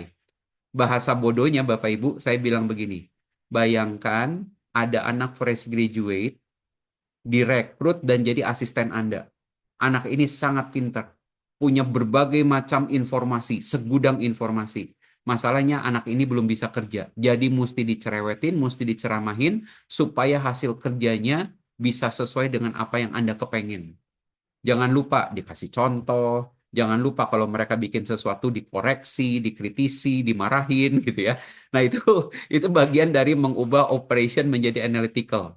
Jadi artinya kalau nanti semakin banyak orang sudah bekerja dengan AI, Bapak Ibu perlu siap-siap pekerjaan kita bukan lagi mengerjakan hal-hal yang operasional, tetapi mengomentari hasil-hasil yang menurut kita nggak masuk akal. Makanya critical thinking itu penting. Dan satu lagi adalah dari yang tadinya monoskill akan berubah menjadi multi skill karena ternyata itu sekarang sangat dimungkinkan dengan AI. Tadi Pak Harrison bilang, kalau bikin presentasi kayak begitu ngapain sih 3 hari? Coba kamu ngomong sama AI, sekarang 3 jam aja beres gitu ya. Oh langsung begitu. Nah itu salah satu yang Bapak dan Ibu akan hadapi ke depannya. Jadi Bapak Ibu ternyata human contribution itu Dale Carnegie menemukannya akan dibutuhkan dalam 5 hal. Pertama, menginterpretasi decision. Jadi kita nggak boleh langsung kayak oke gitu ya. Yang kedua adalah bias itu sering terjadi. Kemarin AI-nya baik-baik saja, tiba-tiba 2 hari kita nggak gunakan, hari ini kita nge-prompt dengan konteks yang sama, tiba-tiba hasilnya berbeda banget dengan yang waktu lagi kita dapetin sebelumnya, Bapak Ibu. Nggak tahu ada biasnya di mana, tapi bayangkan kalau kita nggak punya analytical thinking gitu. Empathy tetap tidak akan bisa digantikan. Innovation menentukan AI akan saya gunakan untuk apa, Bapak Ibu, ada di kita sebagai human. Satu lagi temuannya Dale Carnegie, AI nggak bisa berkolaborasi dengan sesama AI. Artinya misalnya saya punya proyek yang berbeda dengan Pak Joseph punya proyek yang berbeda dengan Pak Budi punya proyek yang berbeda dengan Pak Yana, kami bekerja dengan AI masing-masing, tetapi ketika kita harus masuk dalam decision making, maka yang berkolaborasi adalah saya, Pak Budi, Pak Joseph, Pak Yana, dan itu yang ternyata nggak bisa tergantikan oleh AI. Makanya Bapak Ibu, kami melihat ternyata transisi ini jadi salah satu kuncinya. Apa soft skill yang akan, kalau ketika kami bertanya, jadi sekarang apa keterampilan yang dibutuhkan di masa depan untuk menghindari kehilangan pekerjaan akibat AI? Bapak Ibu, ini adalah jawaban dari 3 area tadi. Indonesia menunjukkan 24% bilang hard skill, 76% bilang soft skill. Data ASEAN 23 berbanding 77, data global 27 berbanding 73. Dan waktu lagi kami bertanya, jadi kalau gitu soft skill apa yang buat Anda penting? Bapak Ibu sekalian, ini adalah hasilnya. Communication, creativity, critical thinking, leadership, teamwork, emotional intelligence, dan empathy. Yang mengkhawatirkannya adalah dalam 3 tahun terakhir, yang organisasi yang fokus dengan poin-poin yang ada di sini, itu hanya sebegini banyaknya.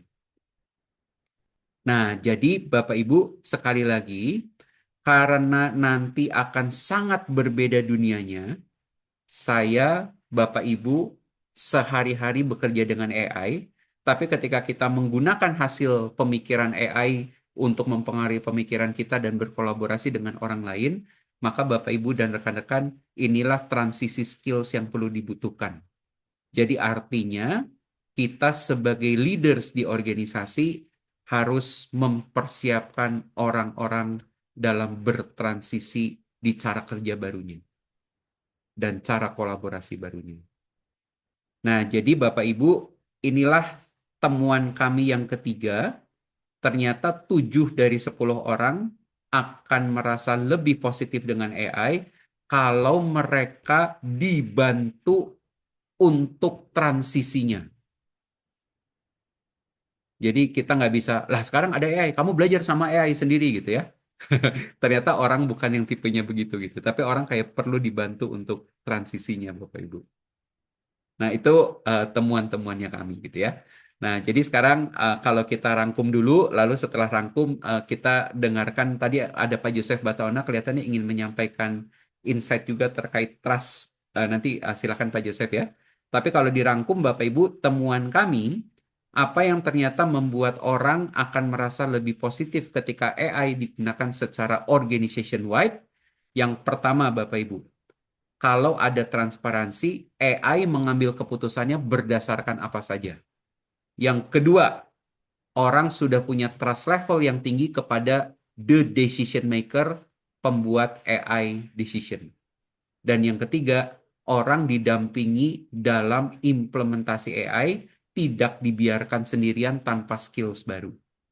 Nah, jadi Bapak Ibu, kalau Bapak Ibu adalah level leaders dalam organisasi, kita ingin memprepare orang-orang supaya AI human collaboration-nya bagus, maka Bapak Ibu, pertama, jadilah leaders yang minimal kita sudah punya trusted level tinggi oleh tim.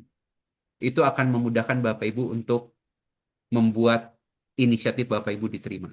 Yang kedua, ketika Bapak Ibu menggunakan AI, tolong be transparent dengan decision making priority-nya. Dan yang ketiga, tolong dampingi tim, lebih banyak lagi coaching, transfer knowledge, transfer skills, supaya orang mau menggunakan AI. Ya. Nah, itu temuan kami. Mudah-mudahan hari ini bermanfaat untuk Bapak Ibu. Mari kita dengarkan insight dari Pak Joseph Bataona sebelum nanti kita mungkin masuk ke sesi tanya jawab atau mungkin ada beberapa di antara Bapak Ibu yang ingin menyampaikan pendapatnya. Pak Joseph, silakan Pak. Terima kasih Pak Andrianto dan teman-teman semuanya. Saya hanya menggarisbawahi komentar terakhir Bapak tentang trust level itu. trust itu kita nggak bangun overnight. Jadi kalau seandainya sejauh ini trust levelnya masih rendah, kita boleh asumsi bahwa upaya kita untuk perubahan apa aja termasuk implementasi AI itu bukannya nggak mungkin, tapi mungkin butuh effort yang lebih besar lagi. Ya. Yes. Tapi mari kita asumsi bahwa trust level dan transparansi itu udah tinggi dan kita pergi ke transisi. Ini saya share satu pengalaman yang kami lakukan. Kebetulan ini bukan berkaitan dengan implementasi AI, tetapi mungkin juga bisa diterapkan di sini. Seringkali yang missingnya juga dalam kaitan dengan komunikasi dan acceptance tentang semua informasi yang begitu banyaknya yang kita pikir sudah masif begitu, masa sih nggak ngerti-ngerti juga. Nah, yang kami lakukan itu adalah kita mulai dari board level dulu. Misalnya berkaitan dengan ini, mereka harus membuat satu tulisan di satu paper aja, nggak boleh lebih dari itu. Dengan beberapa pertanyaan yang untuk trigger untuk itu, eh, untuk memahami bagaimana pemahaman dia tentang implementasi ini, manfaatnya apa, concernnya apa, apalagi yang perlu diperhatikan gitu ya. Paper ini sangat penting untuk kita satukan dengan teman-teman rekan-rekan board lainnya itu apakah ada concern yang sama yang perlu kita atasi atau enggak. Ya. Kalau semua di atas itu kita udah selesai, kita anggap kita semua sudah satu kata, satu pemikiran, lalu masing-masing kita itu minta anak buah kita itu menjawab pertanyaan yang sama. Enggak boleh lebih dari satu halaman kertas itu. Itu pun juga untuk membantu kita untuk melihat apakah mereka itu juga memahami hal yang sama dengan komunikasi yang sekian banyak itu mereka udah ngerti atau ada concern tertentu yang perlu kita bantu mereka untuk bisa lebih ngerti. Ya. Nah, kadang-kadang juga bukan kita yang menjelaskan, kita minta bantuan temannya untuk tolong bantu teman yang ini barangkali dengan bahasamu itu dia lebih bisa, lebih mudah untuk menerima gitu. Nah, dengan cara seperti itu di level transisi ini kita coba menghilangkan semua concern yang ada atau paling tidak kita minimize sehingga pada waktu kita mulai melangkah itu kita anggap bahwa kita semua itu sudah bisa pada level pemahaman yang sama dan arah yang sama juga gitu. Itu aja pengalaman yang kami punyai. Terima kasih, Pak. Terima kasih Pak Joseph. Jadi terlihat sekali memang tiga hal ini seperti nggak bisa dipisahkan ya Pak Joseph ya. Jadi masuknya trust level itu akan menentukan apakah orang itu menerima inisiatif AI di organisasi atau tidak. Tapi ketika mereka sudah trust, keraguan mereka lagi nanti akan muncul ketika transparansinya nggak jelas gitu. Nah, begitu kita berikan kejelasan transparansi, tantangan ketiganya adalah apakah orang didampingi ketika mereka perlu bertransisi dari cara kerja lama ke cara kerja barunya. Begitu ya Pak Joseph ya. Terima kasih Pak sharing pengalaman yang menurut saya seperti memvalidasi 3 hasil research dari Dale Carnegie ini. Thank you. Terima kasih Pak Joseph. Silakan Bapak Ibu, Pak Budi mau memfasilitasi dengan sesi Oke, tanya jawab atau ada komentar ya, juga menarik-menarik Pak, karena dari ya. tadi komentar dari Pak Joseph, lalu tadi ada Pak Freddy, ada dari Pak Harrison juga, ada dari Pak Ariel. Menurut saya itu sangat memperkaya dengan berbagai macam sudut pandang best practices ya Pak ya. Silakan, Yes. silakan. Terima kasih Pak Andrianto atas pemaparannya ya, sangat menarik ya. Tadi hasil riset-risetnya ada beberapa poin yang coba saya highlight gitu ya. Tadi leadernya juga harus punya capability juga ya Pak untuk memimpin transformation biar jadi digital master ya. Tadi yang box yang kanan Ya, atas ya. Jangan asal misalnya cuma implement nanti jadi fashionista. Tapi kalau enggak nanti cuma atau bahkan konservatif gitu ya Pak. Jadi harus kita coba gimana menuju ke digital masternya itu ya. Nah, ya, untuk menuju ke digital master tadi ada 3 poin yang perlu dibangun. Transparansi, kemudian trust sama transition. Itu penting juga ya Pak ya. Terus ya. soft skill juga ternyata penting ya Pak ya. Nah, itu Betul. sangat penting gitu ya. Mungkin kita langsung masuk ke sesi tanya jawab. Silakan Bapak Ibu, kalau ada yang mau bertanya boleh raise hand dan sampaikan nama dan mungkin silakan langsung bisa ditanyakan atau berdiskusi juga boleh. Yes. Silakan kalau ada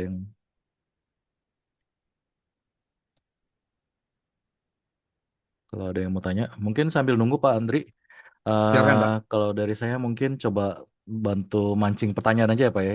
Silakan.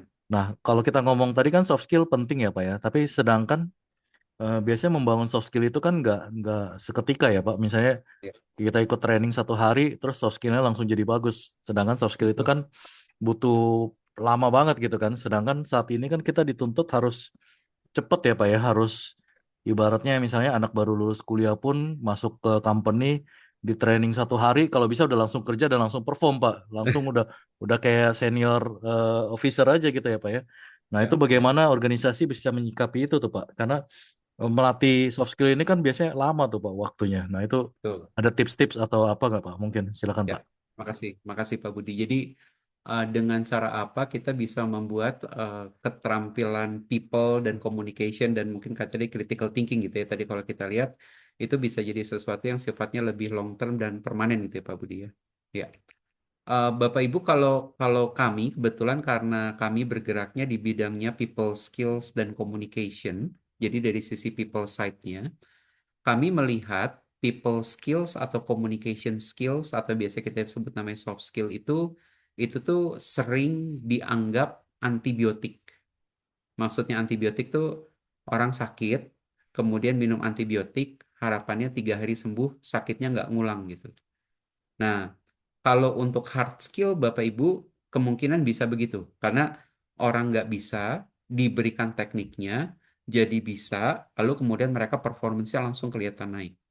Jadi alat yang paling mudah untuk menggambarkan people skills atau soft skill ini adalah bayangkan kita suplemen.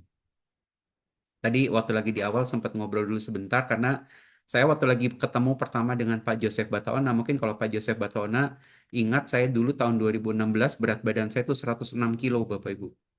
Jadi saya sempat jadi orang yang obesitas gitu ya. Nah, lalu kemudian saya tuh karena saya punya satu proyek di Freeport, kami perlu ada di sana kurang lebih sekitar 3 minggu, harus naik ke Tembagapura dan Grasberg 3.000 meter di atas permukaan laut. Kemudian terdeteksilah saya di umur 38, tekanan darah saya 180.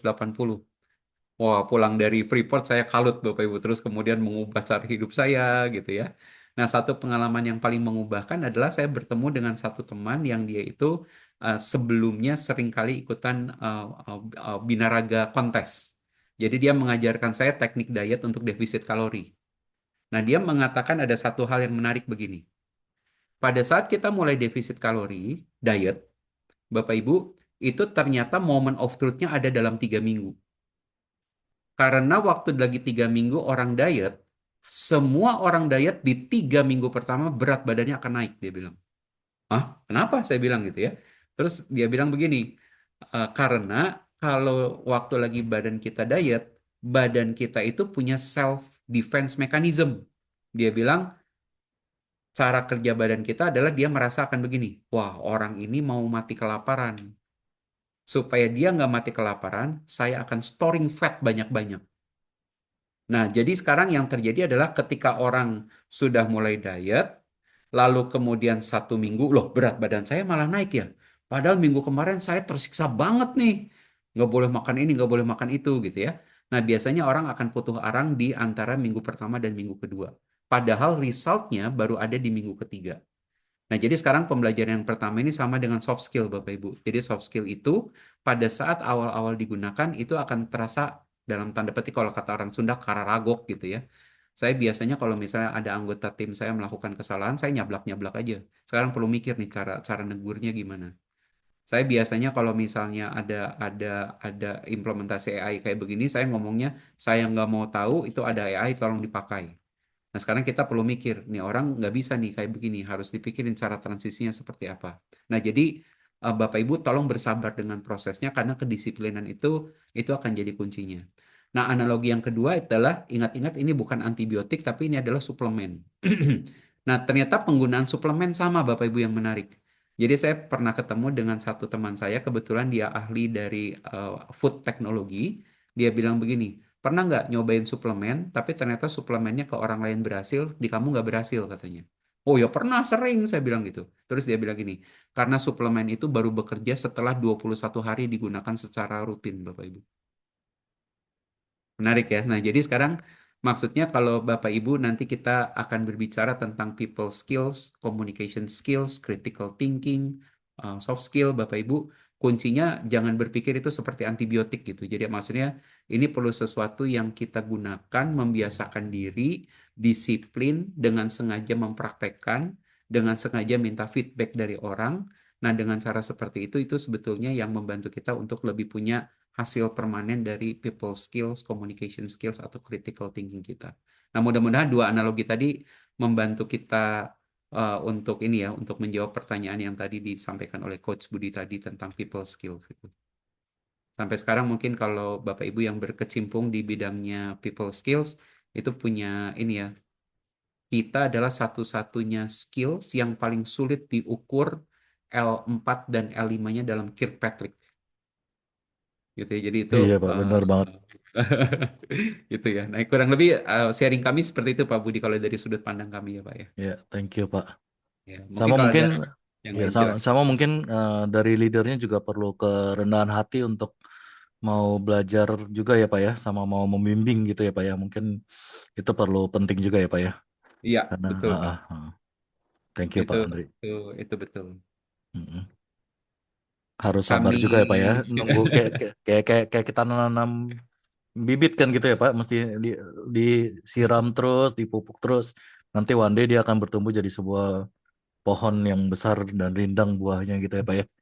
Itu iya, butuh totally waktu ya agree Pak ya. Pak. Mm-mm. Totally agree, totally agree. Thank you banget Pak Andriana. Thank you, Ya thank silakan you. Bapak Ibu, saya udah pancing satu pertanyaan loh, yuk Iya, nggak perlu silakan. bertanya juga nggak apa-apa Bapak ya, karena mungkin kalau ada Ya sharing itu ya, akan sharing ya jadi sesuatu boleh, yang sangat insightful.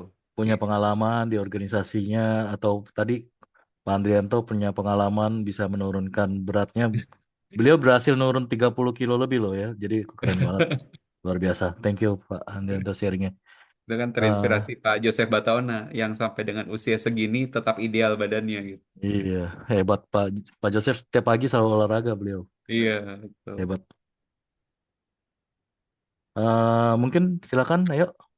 Ada Pak Dani Kosasi juga nih. Ayo. Saya belum menyapa nih tadi. Ini pakar Halo, juga nih. Silakan Pak. Ayo boleh. Halo Pak Dani, selamat Ini malam, apa pakar kabar? pakar Nah, AI Very beliau. good to see you Pak. Yes. nah, Silakan ini Pak. Ajar nih, terima kasih Pak Andrianto nih atas insight-insightnya yang memang sangat menarik ya, terutama bagaimana kita tadi ya untuk transparansi, sama transitionnya. Mungkin dalam hal ini yang juga ini kebetulan juga banyak teman-teman di sini ya, kita sama-sama belajar untuk tentang AI ini. Critical thinking itu juga sangat penting ya.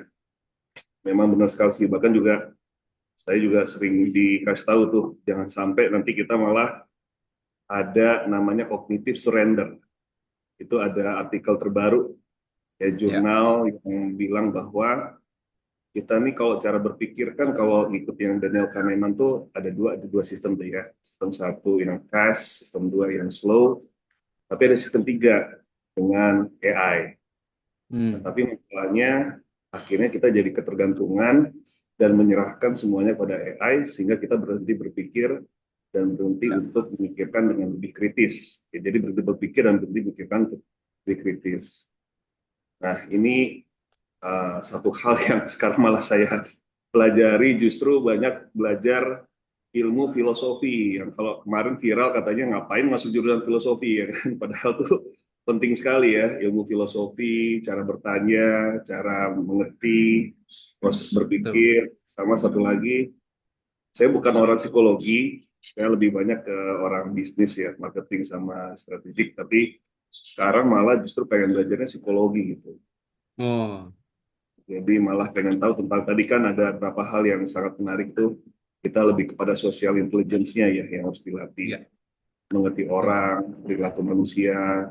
Nah, justru itu tuh yang penting. Tapi memang ya dalam hal ini sebagai leaders bukan soal bagaimana keren-kerennya aja pakai AI, tapi lihat dari dampaknya juga ya itu yang menarik. Ya, Jadi mungkin betul itu Pak. saya nggak tanya, tapi terima kasih tadi banyak sekali insight yang saya juga lihat dan saya dapatkan gitu dari hasil surveinya di Okanisi. Thank you, Andrianto. Yes. Thank you Pak Dani. Saya berkomentar sedikit dari yang tanggapannya Pak Dani, boleh Pak Budi? Oh, Boleh Ini silakan. kalau ini Pak. pengalaman pribadi Bapak Ibu ya. Jadi kan saya ini ya, maksudnya kan saya kan menggunakan AI waktu lagi di awal-awal itu setiap kali saya prompting tuh saya selalu depannya pakai please Pak. Please generate, please design, please apa gitu Sungkan sampai ya, ada satu titik sungkan ya. ya. Jadi sampai ada satu titik saya merasa gini, ini perasaan mesin deh. Kenapa gue pakai please please please please please begini ya gitu. Jadi saya mulai bertransisi lalu kemudian cara saya adalah generate ini, design ini, apa develop ini gitu ya, create a framework ini gitu ya. Saya mulai begitu. Itu tanpa saya sadari Bapak Ibu ternyata berpengaruh kepada cara saya berinteraksi dengan teman-teman di kantor. Jadi yang tadinya saya biasanya tolong begini, tolong begini, tolong begini gitu ya. Sekarang enggak. Nanti begini ya, nanti begini ya, nanti begini ya, nanti begini ya. Sampai orang-orang saya tuh punya satu anggota tim yang dia tuh cukup tinggi trust levelnya sama saya. Lalu kemudian dia bilang begini, Pak Andri, kenapa sekarang kalau ngomong jadi lebih jutek dibandingin sebelumnya ya? Hah? Emang kenapa? Biasanya tuh kalau Pak Andri minta sesuatu tuh selalu santun, pakai kata minta tolong begini, boleh bantuin begini gitu ya. Sekarang udah kurang lebih 2 bulan terakhir nggak begini. Terus kemudian saya analisa Bapak Ibu, itu ternyata terpengaruh karena cara kerja saya dalam menggunakan AI. Dan itu di, di, disoroti Di oleh tim saya langsung gitu. disadari juga ya, Pak, ya, langsung kelihatan ya, Pak, ya. So that's my ini ya experience gitu ya. Tapi yang tadi dibilang Pak Dani ya mungkin itu gitu. Kita seperti diingatkan walaupun kita bekerja dengan mesin gitu ya. Tapi please be remember that we are human by design gitu. Gitu. Jadi ya seperti itu gitu. Thank you Pak Dani untuk insight-nya jadi ingat. thank you juga. Thank you Coach Budi, thank you juga Pak Alberto, thank you Mas Tiara, thank you semua. Thank you Pak Dani komennya. Silakan. Bapak Ibu silakan, boleh satu lagi atau dua lagi silakan. Yes, Masih ada please. waktu kita. Yuk, biar semakin kaya kita. Banyak nih, siapa yang belum?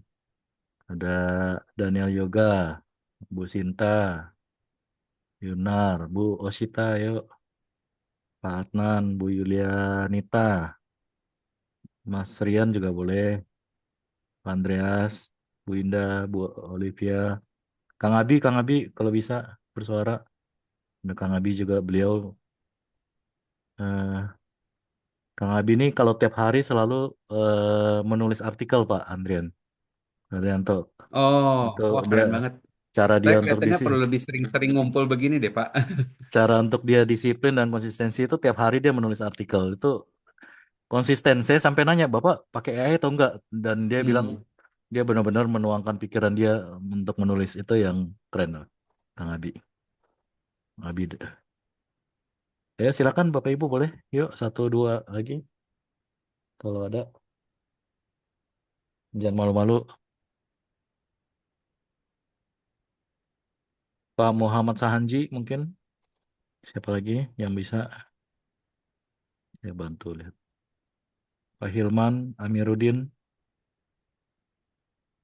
Nah, Pak Hilman. Nah, ayo Ya, Pak Hilman silakan Pak silakan Hilman. Pak. Langsung Pak. Baik, terima kasih atas kesempatannya. Sebelumnya, terima kasih sekali ini kesempatannya sangat wah sekali untuk saya.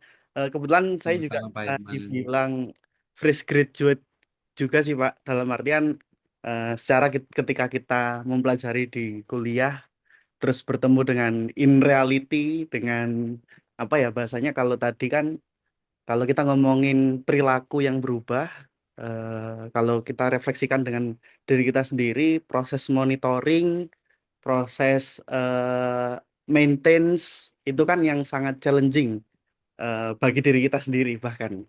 Seperti halnya tadi pengen merubah habit yang sebelumnya mungkin kurang baik jadi lebih sehat. Ya. Tantangannya kan akhirnya bertemu di dunia industri atau di perusahaan yang mana dengan posisi people development juga yang kita handling, yang kita maintain atau monitoring ini bukan cuman performance per individual gitu, tapi dengan banyak lini, banyak sektor dan banyak variasi levelnya ya. Nah, mungkin apakah ada sebuah insight ataupun bagaimana ya bahasanya untuk kita bisa mudah implementasikan AI untuk membantu monitoring performa dan memaintain hal tersebut. Yang mana bahkan itu juga menjadi challenge bagi diri kita sendiri untuk proses hal tersebut. Nah, mungkin Ya, itu pertanyaannya. Baik, terima kasih. baik, makasih Pak Hilman. Saya mengklarifikasi sedikit ya Pak Hilman ya. Jadi pertanyaan Bapak adalah menggunakan AI supaya kita bisa menantang diri dalam hal-hal yang sifatnya memang pengembangan atau meninggalkan bad habit gitu Pak. Betul. Oke, Tapi dengan diimplementasikan dengan jumlah orang yang banyak, proses di sini apa ya bahasanya? Responsibility kita untuk memonitoring hal tersebut. ya, Oke. oke Pak. Baik, terima kasih. Nah, ini mungkin saya cerita kepada Bapak Ibu ya. Jadi ini dari pengalaman saya Bapak Ibu ya. Jadi saya itu waktu lagi berusaha untuk turun berat badan, itu saya itu awalnya itu saya nggak kenal diet. Jadi saya itu cuma karena rasa panik, lalu saya merasa ini anak saya baru umur 7 tahun, istri saya juga dia waktu itu dia belum punya bisnis yang bagaimana gitu ya. Terus kemudian saya panik kalau saya mati muda, maka ini istri dan anak saya gimana gitu. So that's my survival thought Pak. Kurang lebih waktu itu seperti itu gitu ya. Nah, jadi akhirnya saya tuh nekat pagi-pagi saya cari sepatu apapun, terus kemudian saya mulai jalan pagi, terus ya pokoknya itu awal mulanya saya gitu. Nah, setelah saya 2 tahun melakukan seperti itu, ternyata tanpa dirasa itu jadi seperti mulai masuk ke habit saya, jadi saya mulai menyukai olahraga lari, Pak. Nah, jadi saya sampai sekarang Bapak Ibu saya sudah finish 6 kali marathon distance. Jadi jadi itu salah satu transformasi yang kalau untuk saya itu berubah. Nah, sekarang yang menariknya adalah pada saat saya akan ambil marathon race saya yang ketiga, itu saya merasa saya kepengen improve gitu.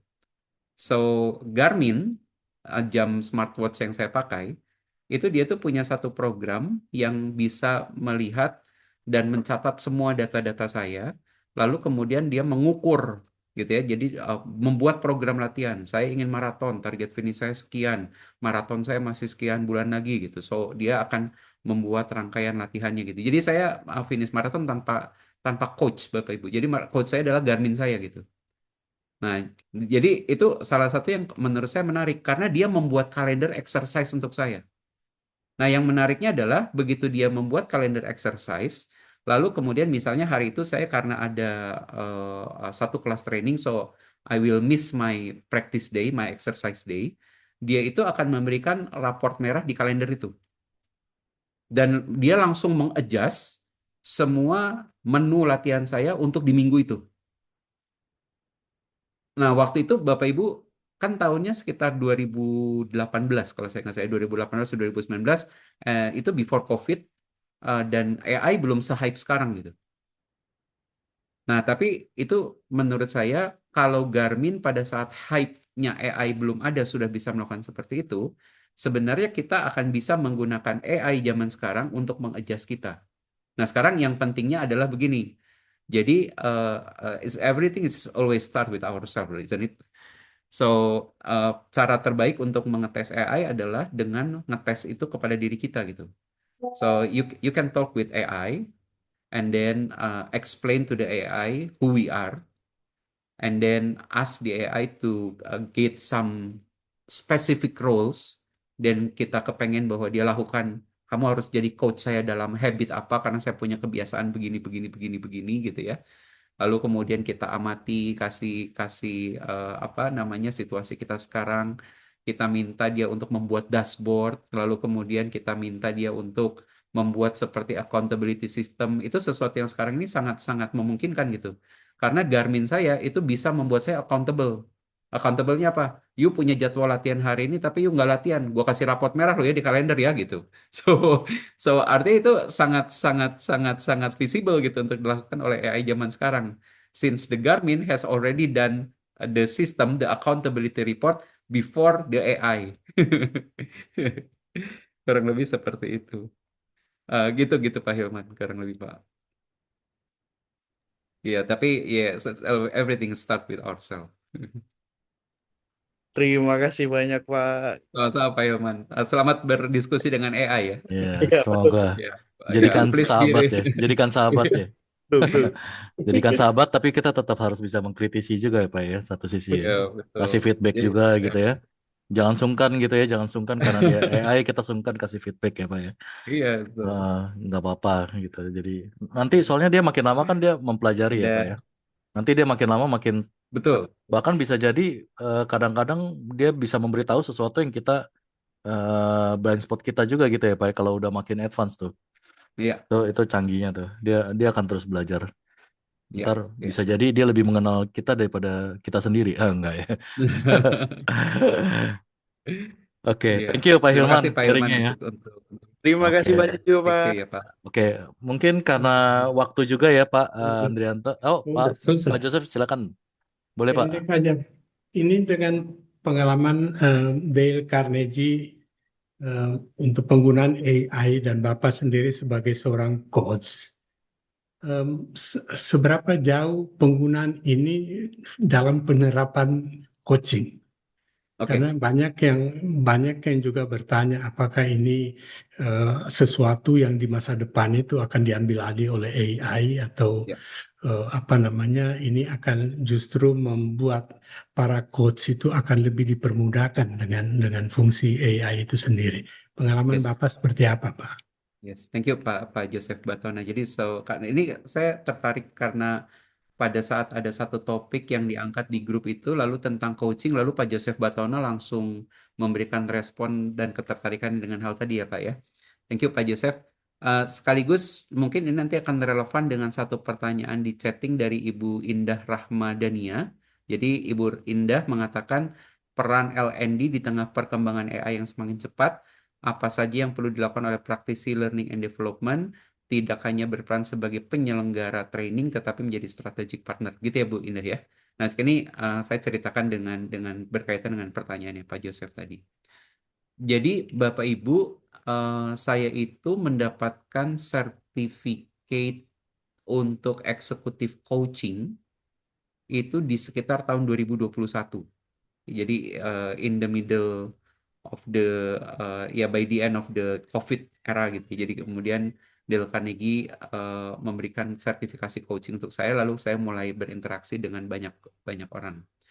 Nah, salah satu yang sekarang ini saya banyak lakukan dengan penggunaan AI adalah pada saat saya mendapatkan seorang coachee, Bapak Ibu, saya menggunakan cloud untuk mempelajari profil coachee saya.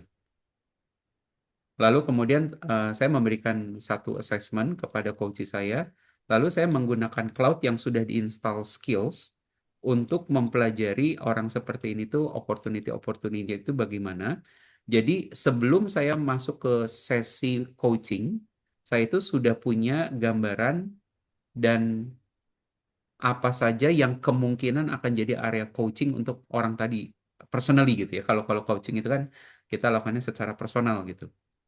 Nah, tapi saya sendiri menyadari begini, waktu lagi di awal-awal saya menggunakan begini, saya merasa jadi overconfidence Bapak Ibu.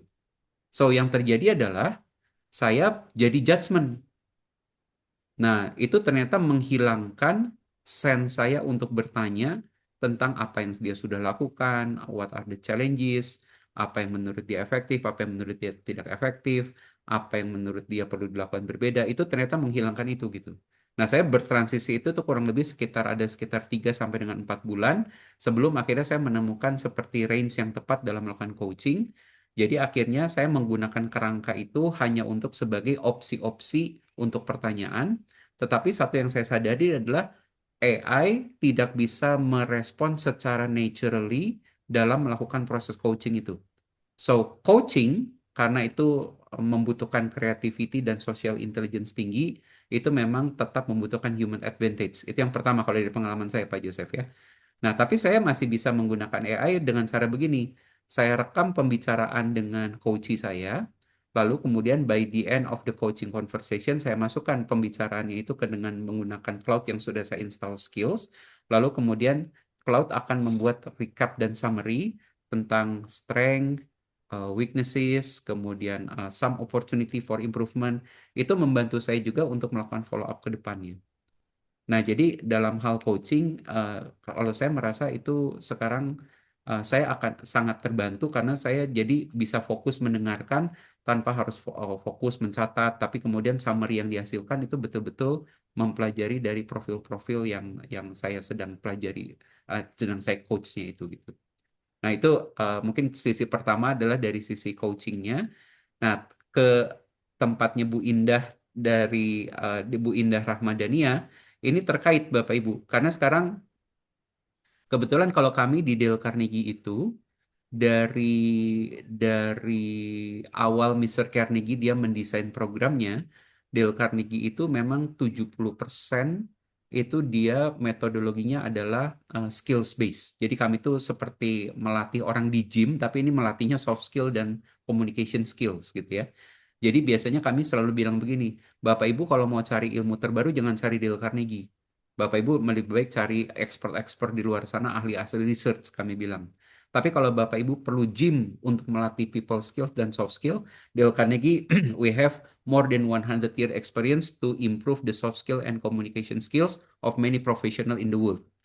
Nah, jadi sekarang dengan cara seperti itu, Bapak Ibu sekalian, kami melihat bahwa LND ke depannya memang sudah bukan lagi yang bentuknya adalah training untuk knowledge.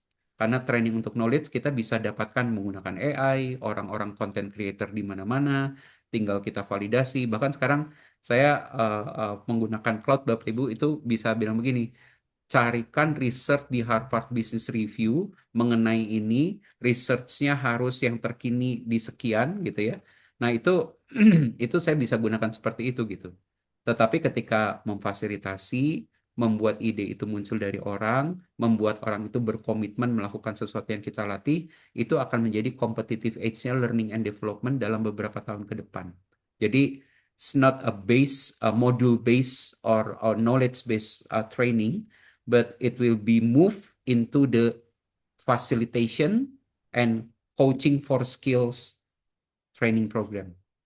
So that's my opinion based on the situation right now. Maybe Bapak Ibu punya beberapa opini lain itu seperti itu gitu. Mudah-mudahan menjawab dari Bu Indah tadi ya. Terima kasih Pak Andrianto. Di chat juga saya ada tambahin framework value bagus Bu Indah untuk bisa bantu mengukur impact L&D ya untuk bisnis juga. Semoga menambah wawasan juga. Siap. Mungkin karena waktu juga ya Pak Andrianto, thank you. Luar biasa ya teman-teman diskusi kita hari ini, kita banyak belajar banget dari Pak Andrianto. Cuma karena keterbatasan waktu kita juga harus menyudahi sesi tanya jawabnya juga. Sebagai penutup mungkin kesimpulan besarnya adalah bahwa sebenarnya AI mungkin nggak akan menggantikan manusia ya Pak Andrianto ya, tapi bagaimana kita sebagai pemimpin bisa memanfaatkan AI justru ya, berkolaborasi dengan AI, baru kita bisa mendapatkan sesuatu yang sesuai tujuan kita gitu ya. Tugas kita bagaimana menjembatani kolaborasi antara AI dan human itu gitu ya. Mulai dari kita sendiri, tadi ada 3 hal ya, transparansi, trust, sama transition. Kita coba bangun dulu sebagai leader. Itu siapa ya, kurang lebih ya. Thank you banget sekali lagi Pak Andrianto. Mungkin sambil nunggu kita bisa open cam, kita foto bareng ya Kang Yana ya, boleh ya. Kang Yana boleh bantu untuk dokumentasi juga ya. Siap. Kalau ada yang bisa buka on cam silakan kita foto bareng.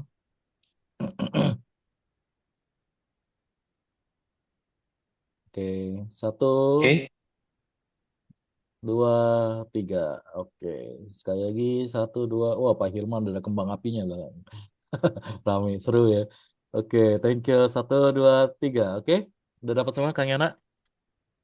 Luar Dapat. biasa, walaupun malam-malam tetap ada semangat belajar. Sekali lagi terima kasih Pak Andrianto, Pak Joseph, teman-teman semua. Luar biasa. Untuk materinya nanti kita akan share melalui LDC ya teman-teman. Sekali lagi terima kasih sebesar-besarnya. Semoga sesi kali ini bermanfaat. Saya Coach Budi dan Pak Andrianto izin pamit dulu. Selamat malam, sampai jumpa di kesempatan berikutnya. Bye-bye. Terima kasih. Terima kasih. Selamat malam. Terima Selamat kasih. Selamat malam. malam. Terima Oke, kasih. semua. Nanti kita kontak-kontak lagi Bapak Ibu dan teman-teman. Sehat selalu Siap, semuanya. sehat semua, sehat-sehat. Sampai ketemu. Kang Yana, thank you banget. Pak Andrianto. Thank you Ya, Bu Budi, thank you Pak Hilman, Andianto. saya juga sama-sama. langsung live ya. Ya, Nanti kita ngobrol lagi di belakang ya. oke. Sampai jumpa Terima kasih, semuanya. sampai Terima ketemu. kasih.